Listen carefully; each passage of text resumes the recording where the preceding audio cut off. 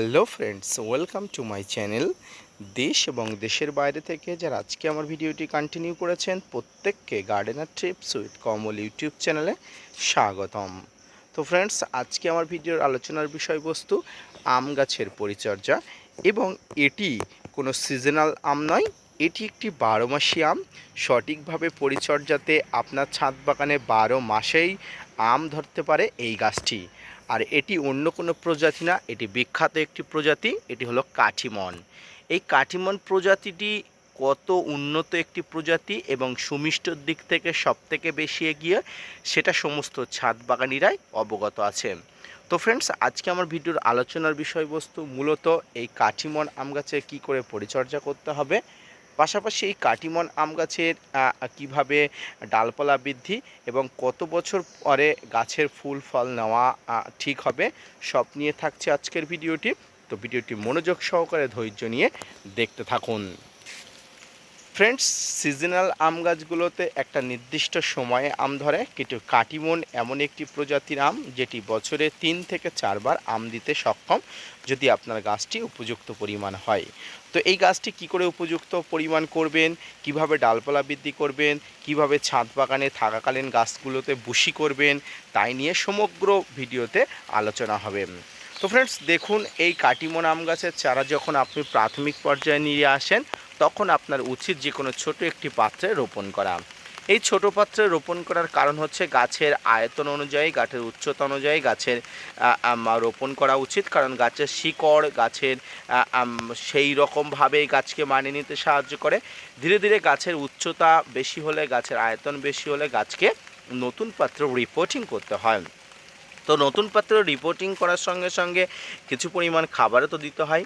অতএব প্রাথমিক পর্যায়ে গাছকে যখন আপনি রোপণ করবেন, সেই মাটির সঙ্গে আপনারা যথেষ্ট পরিমাণ খাবারও দিতে হবে। সেই খাবারের মধ্যে নিমখোল, শিংকুচি, হাড়গুঁড়ো, ভার্মিকম্পোস্ট বা যে কোনো জৈব সার আপনি ভালোভাবে মিশিয়ে গাছের মাটিতে মিশিয়ে আপনি গাছটা রোপণ করবেন। তারপরে দেখবেন গাছটি ধীরে ধীরে যখন বৃদ্ধি হবে, তখন গাছটাকে সঠিকভাবে আয়তন এবং গাছটাকে বুশি করার জন্য আপনাকে কিছু প্রুনিং করতে হবে।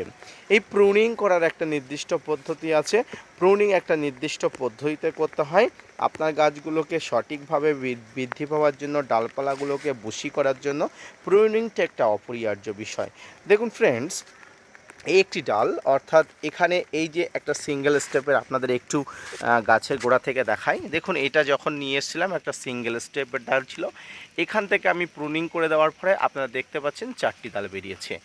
এই 4টি যে ডাল বেরিয়েছে, এই 4টি ডাল থেকে আরও 4টি বা আরও 8টি ডাল করা সম্ভব। কী পদ্ধতিতে সেটা আপনাদের একটু দেখাই। দেখুন, এই 4টি ডালের এখান থেকে এই একটা স্টেপ, এখান থেকে এই একটা স্টেপ, আবার এখান থেকে নতুন একটা স্টেপ শুরু হচ্ছে। তো এই নতুন স্টেপ শুরু হচ্ছে যখন, এখানে আমি আরেকটা দেখাই।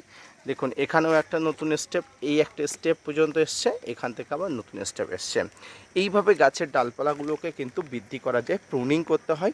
প্রুনিং আপনারা হার্ড প্রুনিং করতে পারেন। হার্ড প্রুনিং বলতে গাছের ডাল কেটে দিতে পারেন, এবং সফট প্রুনিং করতে পারেন। সফট প্রুনিং বলতে নখ দিয়ে এই যে কচি পাতাগুলো আপনারা যদি কেটে দেন, তাহলে দেখবেন এই কচি পাতাগুলো কিন্তু থেকে আবার পাশ দিয়ে নতুন ডালপালা বার হবে। এটাকে সফট প্রুনিং বলা হয়।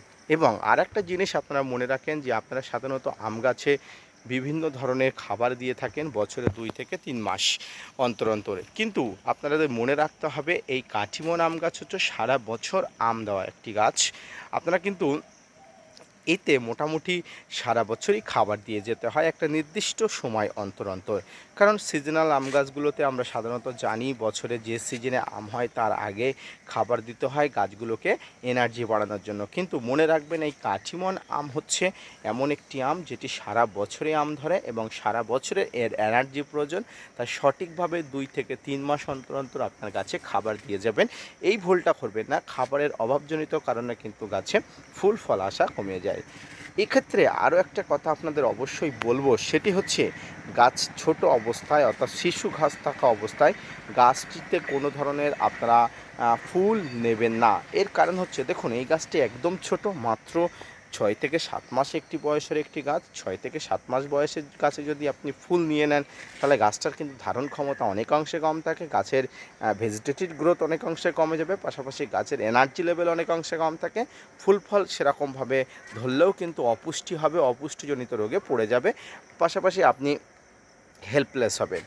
এরপরে আপনি যেটি করবেন সেটি হচ্ছে গাছটাকে মোটামুটি 2 থেকে 2.5 বছর বা 3 বছরের কাছাকাছি মধ্যে আপনি গাছটাকে বৃদ্ধি করে নেবেন। গাছের বৃদ্ধি করার ফলে সেই মুহূর্তে গাছটি কিন্তু ফুল এবং ফল ধরার জন্য উপযুক্ত। আপনি প্রুনিং করে করে গাছের ডালপালা বুশি করলেন, গাছকে রিপোর্টিং করে দিলেন একটা বড় পাত্রে, সেই রিপোর্টিং করার পরে গাছটি যখন ধীরে ধীরে বেড়ে উঠবে ঠিক সেই সময় দেখবেন গাছ অটোমেটিক ফুল দেবে। এই ফুল দিলে গাছে কিন্তু প্রচুর পরিমাণ পরিচর্যা করতে হয়। ফুল দেওয়ার আগে গাছে প্রচুর পরিমাণ বিভিন্ন ধরনের খাবার দিতে হয়, মাইক্রোনিউট্রিয়েন্ট ব্যবহার করতে হয়, কীটনাশক ফাঙ্গিসাইডের প্রয়োগ করতে হয়, সে বিষয়টা পরে আসছি। কিন্তু আজকের পরিচর্যার মধ্যে যেটি হচ্ছে যে এই কাটিমন আম গাছের প্রাথমিক পর্যায়ে অর্থাৎ ছোট অবস্থায় রোপণ থেকে বৃদ্ধি করে তোলা অর্থাৎ ফুল ফল আসার আগ পর্যন্ত আপনি কী পরিচর্যা করবেন সেই সম্পর্কে। কাটিমন আম এমন একটি মিষ্টতা আম যেটি যত ধরনের আম আছে প্রত্যেকটা আমের ক্ষেত্রে মিষ্টতাটা কিন্তু অনেক অংশে এগিয়ে। এই আম গাছের ভালো এবং খারাপ অর্থাৎ এই আমের ভালো এবং খারাপ উভয় গুণ আছে। অনেকে বলে এই আমের বিভিন্ন ধরনের খারাপ গুণ আছে, আবার অনেকে বলে এই আমের বিভিন্ন ধরনের ভালো গুণ আছে। তো সব কিছু মিলিয়ে যদি নম্বর দেওয়া যায় এই কাটিমন আম গাছের নম্বর প্রায় প্রথম দিকেই থাকবে, এটি আমি নিশ্চিত। সমস্ত ছাদ বাগানির পছন্দের মধ্যে ছাদ বাগানে করার মতো উপযুক্ত একটি গাছ হচ্ছে এই কাটিমন আম। এই কাটিমন আম আপনারা প্রত্যেকে ছাদ বাগানে করুন, পাশাপাশি আপনারা সঠিকভাবে বৃদ্ধি এবং পরিচর্যাতে আপনার ছাদ বাগানের শ্রীবৃদ্ধি হতে পারে এই ছোট্ট একটি বারোমেশি আম গাছ।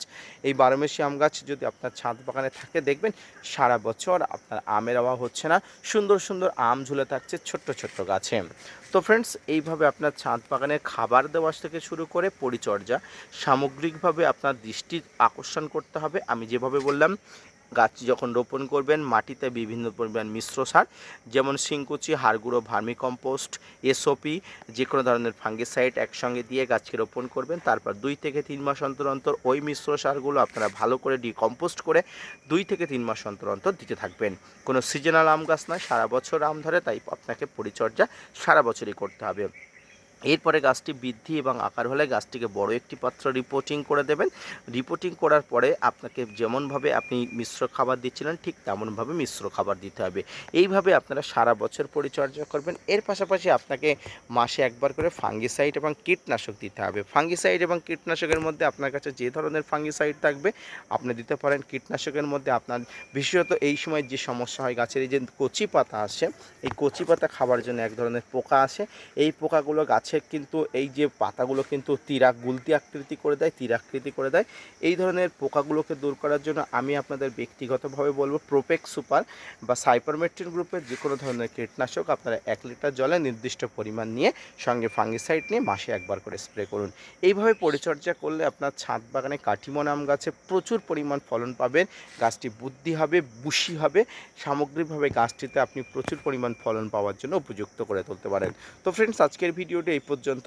দেখা হচ্ছে পরবর্তীতে নতুন কোনো ভিডিও নিয়ে, ততক্ষণ সঙ্গে থাকবেন। আর হ্যাঁ, অবশ্যই ছাদ বাগানে কাটিমন আম গাছ থাকলে এইভাবে পরিচর্যা করুন। সারা বছর গাছের পরিচর্যা করলে কিন্তু আপনি লাভবান হবেন। ভিডিওটি মনোযোগ সহকারে ধৈর্য নিয়ে দেখার জন্য আপনার কাছে চিরকৃতজ্ঞ। ধন্যবাদ।